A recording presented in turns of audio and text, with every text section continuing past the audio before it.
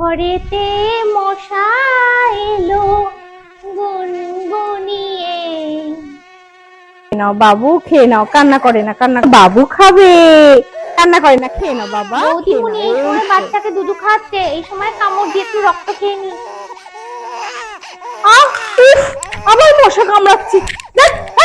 আস্তে বৌদিমণি, দেখলে তো আর একটু হলে আমার থাপ্পড়টা আমার গালে পড়তো। বাবা বাঁচান, বেঁচে গেছি। উফ, দেখছিস তো বাবুকে খাওয়াচ্ছি, এখনই তোর কামড়াতে হলো। আমি জানি তো বৌদিমণি, এই সময় তোমার হাত খালি নেই, তাই তো একটু কামড়ালাম। হাত খালি থাকলে কি আর তুমি আমাকে ছেড়ে দিতে? তোর কাছে যেটা খাবার, আমার কাছে তো মৃত্যুর ঝুঁকি না। আমার ডেঙ্গু হতে পারে না বলতো?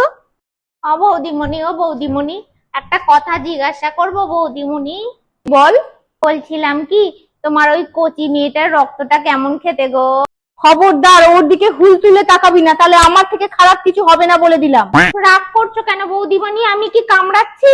সারাদিন তো ওই কচি মেয়েটাকে মশারির মধ্যে রেখে শুইয়ে রাখো, আমি কি করে সুযোগ পাবো বলো? আমি তো শুধু একটু জিজ্ঞাসা করলাম। Excuse me guys, may I come in? হ্যাঁ হ্যাঁ, আসুন আসুন। বাবা, এটা কে গো বৌদিমণি মেশিনটা? ও, তোর সাথে আলাপ করে দি। উনি হলেন ম্যাডাম, আমি বলছি। আমি হলাম গুড নাইট।